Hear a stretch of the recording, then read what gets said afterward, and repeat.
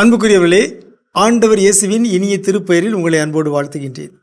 இந்த ஜெபமாலை மாதத்தில் ஜெபமாலை புனிதர்கள் என்னும் தொடரில் ஒவ்வொரு நாளும் ஒரு ஜெபமாலை புனிதரை பற்றி உங்களோடு பகிர்ந்து கொள்வதில் நான் மகிழ்ச்சி அடைகின்றேன். இன்று திருத்தந்தை புனித 23ஆம் ஜான் 23ஆம் அருளப்பரை பற்றி பகிர்ந்து கொள்வதில் நான் மகிழ்ச்சி அடைகின்றேன். திருத்தந்தை 23ஆம் ஜான் இன்று ஒரு புனிதர். அவரை திருத்தந்தை பிரான்சிஸ் அவர்கள் புனித நிலைக்கு உயர்த்தி இருக்கிறார்கள். திருத்தந்தை 23ஆம் ஜான் பலவிதங்களில் சிறப்பு பெற்றவர். 2ஆம் வத்திக்கான் சங்கத்தை தொடங்கி வைத்தவர். ஏன் 2ஆம் வத்திக்கான் சங்கத்தை தொடங்க வேண்டும், கூட்ட வேண்டும் என்பதற்கான விளக்கத்தை அவர்கள் பலமுறை கொடுத்திருக்கிறார்கள். ஒருமுறை ஒரு கர்தினால் திருத்தந்தை 23ஆம் ஜானிடம் ஏன் இந்த சங்கத்தை கூட்டுகிறீர்கள் என்ற பொழுது ஒரு அடையாளமாக திருத்தந்தை 23ஆம் ஜான் ஜன்னலை திறந்தார்களாம், கொஞ்சம் காற்று உள்ள வரட்டும் என்று. ஆகவே திருவைக்குள் புதிய காற்றை, புதிய தென்றலை உலவி விட்ட பெருமைக்கு சொந்தக்காரர் திருத்தந்தை 23ஆம் ஜான். அவரை எல்லோரும் நல்ல திருத்தந்தை, த குட் போப் என்று அழைத்தார்கள். டைம் மேகசின் திருத்தந்தை 23ஆம் ஜான் படத்தை அட்டையிலே அச்சிட்டு அவரை பெருமைப்படுத்தியது. உண்மையில் இதுவரையில் 3 திருத்தந்தையர்களுடைய படங்களைத்தான் டைம் இதழ் அட்டையிலே போட்டிருக்கிறது. திருத்தந்தை 23ஆம் ஜான், திருத்தந்தை 6ஆம் பவுல், திருத்தந்தை பிரான்சிஸ். இந்த 3 பேரையும் டைம், உலகின் புகழ்பெற்ற டைம் இதழ் அட்டையிலே அவருடைய புகைப்படங்களை போட்டு பெருமைப்படுத்தியிருக்கிறது. இத்தகைய பெருமைக்கு சொந்தக்காரர் திருத்தந்தை புனித 23ஆம் அருளப்பர். அவர்கள் 2ஆம் வத்திக்கான் சங்கத்தை தொடங்குவதற்கு முன்பாக லொரெட்டோ திருத்தலம் சென்று அன்னையிடம் இந்த திருச்சங்க பணிகளை ஒப்புக் கொடுத்தார்கள். அன்னையே, என்னையும் இந்த திருப்பணிகளையும் உங்களுடைய பாதத்தில் ஒப்புக் கொடுக்கிறேன்.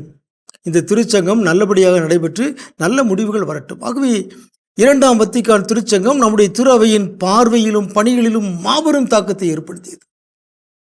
அதை பற்றி பலருக்கும் தெரிந்திருப்பதற்கு வாய்ப்பில்லை. லத்தீன் மொழியிலே நம்முடைய திருப்பலி நடைபெற்று இன்று தாய்மொழியிலே நடைபெறுகிறது. பொதுநிலையினர் எல்லோருக்கும் இன்று பல உரிமைகள் வழங்கப்பட்டிருக்கின்றன. இறை வார்த்தை இன்று எல்லாருடைய கையிலும் தவழ்கிறது. இவை எல்லாமே 2ஆம் வத்திக்கான் சங்கத்தினுடைய கனிகள் தான். அதனை அழைத்தவர், கூட்டியவர் திருத்தந்தை 23ஆம் ஜான். அந்த திரு அவை கூட்டத்திற்கு முன்பாக எல்லோரும் ஜெபமாலை ஜெபியுங்கள் என்று அழைப்பு விடுத்தார். இன்னைக்கு 2ஆம் வத்திக்கான் சங்கத்துக்கு எதிராக கருத்துக்களை கொண்ட பல கத்தூரிகள் இருக்கிறார்கள். இந்த 2ஆம் வத்திக்கான் சங்கம் வந்த பிறகுதான் திருச்சபை கெட்டு போச்சு, அதனால் அந்த சங்கத்தின் போதனைகளை நாங்கள் ஏற்றுக்கொள்ள மாட்டோம் என்று சொல்லுகிற பழமைவாத கத்தோலிக்கர்கள் நம் நடுவிலே நிறைய பேர் இருக்கிறார்கள். இந்த தெளிவு நமக்கு இருக்க வேண்டும். ஆனால் 2ஆம் வத்திக்கான் சங்கம் தூய ஆவியாரால் தூண்டப்பட்டு நடைபெற்ற ஒன்று.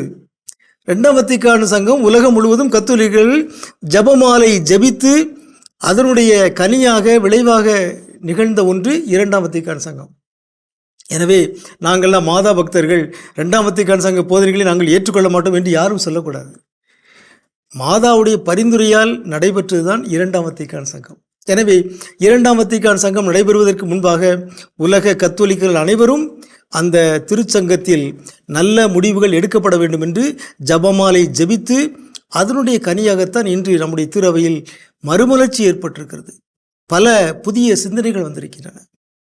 இந்த எதிர்வரும் 2025ஆம் ஆண்டு யூபிலிக்கு முன்பாக நாம் இந்த 2ஆம் வத்திக்கான் சங்கத்தின் 4 முக்கிய ஏடுகளை வாசித்து மறு ஆய்வு செய்ய வேண்டும், சிந்திக்க வேண்டும், செயல்படுத்த வேண்டும் என்று திருத்தந்தை பிரான்சிஸ் அழைப்பு விடுத்திருக்கிறார்கள். எனவே 2ஆம் வத்திக்கான் சங்கத்திற்கு உயிரூட்டம் தந்தது இந்த ஜெபமாலை என்பதை நாம் மறந்துவிடக்கூடாது. 23ஆம் ஜான் அன்றாடம் ஜெபமாலை ஜெபிக்கின்ற ஒரு பழக்கத்தை கொண்டவர்கள்.